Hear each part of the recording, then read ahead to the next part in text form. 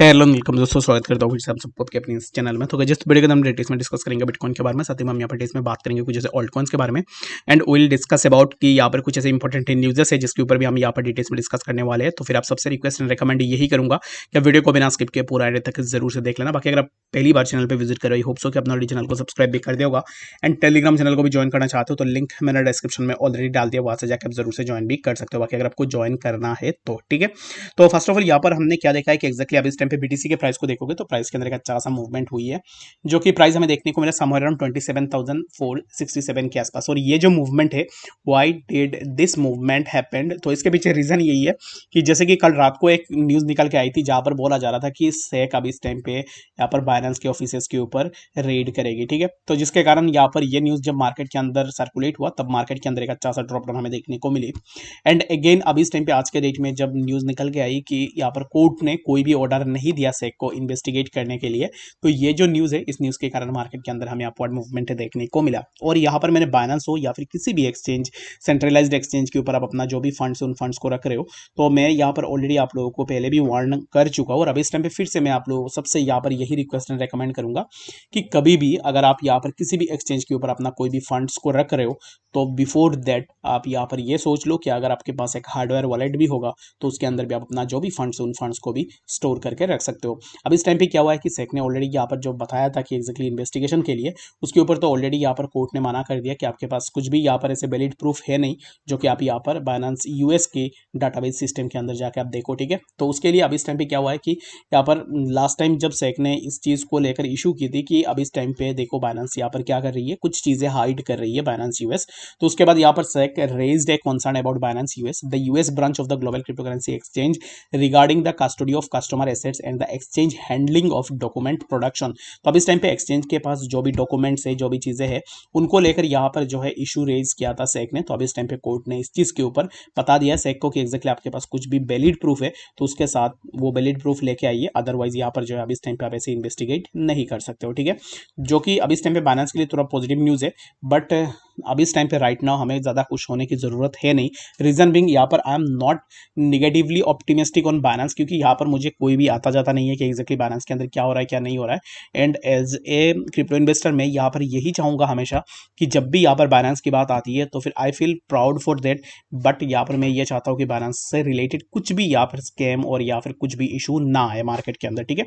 अगर ऐसे similar kind of कुछ इस तरीके की चीज़ें अगर मार्केट के अंदर आती है दैट मीन्स कि it can hamper the market badly, जो कि हमें मार्केट के अंदर एक अच्छा खासा ब्लड बात देखने को मिलेगा। तो कोई भी नहीं चाहेगा यार कि एक्जैक्टली बाइनेंस के अंदर जो भी एलिगेशन लग रहे हैं वो एलिगेशन सही हो जाए या फिर वो एलिगेशन सही निकल जाए, तो कोई भी नहीं चाहेगा। But all we need is to think about this. अगर कोई भी र्यूमर्स निकल के आ रही है तो rumours can't be float usually, क्योंकि अगर आप देखोगे तो from the beginning of 2023 we have seen many rumours regarding the Binance exchange, but यहाँ पर here there are only a few exchanges जो कि कॉइनबेस के ऊपर आया था, बाइबिट एंड बिटगेट के ऊपर मुझे नहीं दिखा कुछ भी यहाँ पर ऐसे कोई बड़ी यहाँ पर update.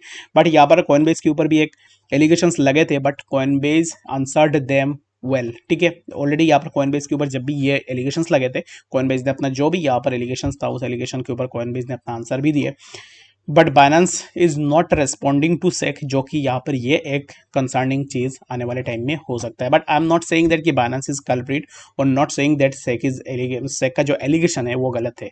I am just standing with the right thing कि एक्जैक्टली अगर बाइनेंस के अंदर ऐसा कुछ होती है दैट मीन्स कि यहाँ पर मार्केट के अंदर कलैप्स होगा।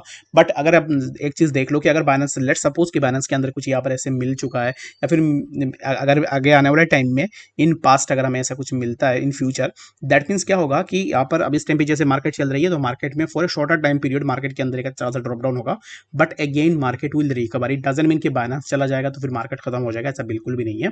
All we need is that कि एक्जैक्टली अगर आप एक इन्वेस्टर हो तो फिर आपका जो भी यहाँ पर इन्वेस्टमेंट है उनको आपको किसी भी हार्डवेयर वॉलेट के अंदर रख लेनी चाहिए instead of keeping them on A centralised exchange, जो कि आप बाइनेंस में रख रहे हो या फिर किसी भी एक्सचेंज के अंदर रख रहे हो, ठीक है।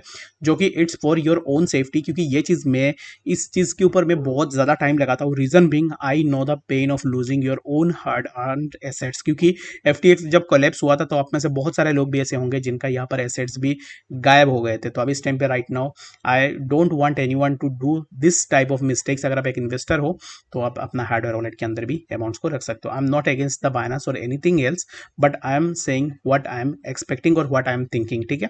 तो but I will never want that कि बाइनेंस यहाँ पर मार्केट के अंदर बाइनेंस के ऊपर जो भी एलिगेशंस है वो सही हो जाए, ठीक है। मैं भी चाहता हूँ बाइनेंस मार्केट के अंदर रहे और जैसे है वैसे मार्केट भी चलते रहे। तो चलिए फिर हम बात करते हैं अब इस टाइम पे BTC के बारे में।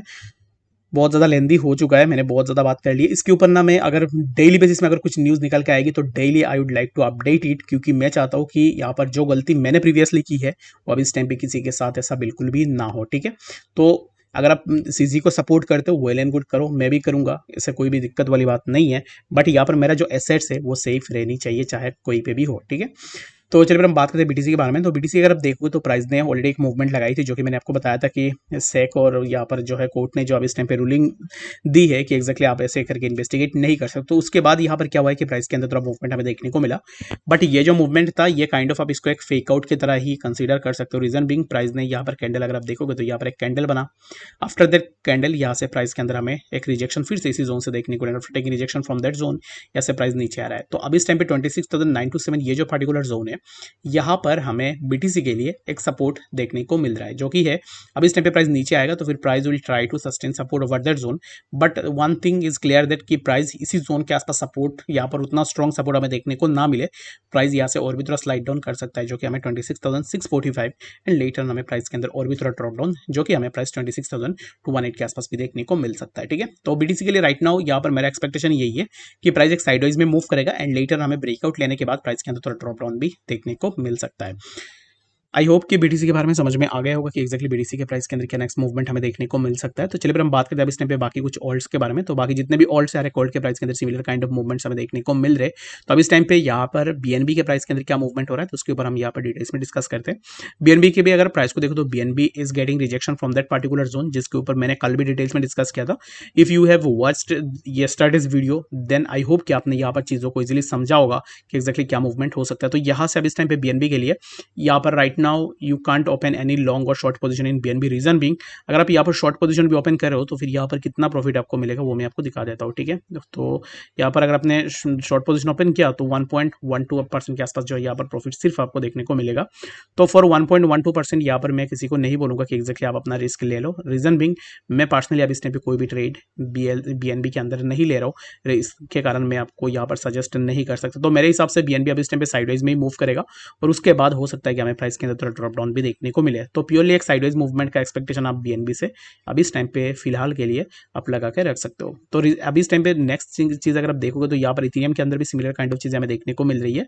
ऐसा नहीं है इथेरियम में बहुत ज़्यादा मूवमेंट हुआ या फिर इथेरियम ने कुछ ज़्यादा ही कर लिया, तो ऐसा बिल्कुल भी नहीं है। जैसे ही BTC मूव कर रहा है सिमिलर काइंड ऑफ मूवमेंट अभी इस टाइम पे हमें इथेरियम के अंदर भी देखने को मिल रहा है। और इथेरियम को लेकर ना मेरा यहाँ पर यही है कि अब इस टाइम पे right now I am expecting a drop down in Ethereum, जो कि मुझे ऐसा लगता है कि प्राइस अब इस टाइम पे जहाँ पे चल रहा है यहाँ से हमें प्राइस के अंदर फर्दर और भी ड्रॉप डाउन देखने को मिलेगा, जो कि अब इस टाइम पे प्राइस 1654 के आसपास था। तो यहाँ से प्राइस और भी नीचे आएगा, जो कि सबसे पहले हमें 1628 एंड लेटर यहाँ से प्राइस थोड़ा मूव कर सकते हैं। उसके बाद हमें डायरेक्टली प्राइस इसी जोन पे जो कि है 1604 एंड लेटर हमें प्राइस जो है यहाँ पर 1500 के आसपास भी देखने को मिल सकता है, जो कि होगा 1578 एंड लेटर हमें प्राइस के अंदर और भी थोड़ा ड्रॉप डाउन देखने को मिलेगा। तो that's it from my side. बाकी आपका क्या ओपिनियन है इस चीज़ को लेकर मुझे कॉमेंट सेक्शन में जरूर से बता देना और मिलते हैं नेक्स्ट अपडेट्स के साथ। तब तक के लिए गुड बाय।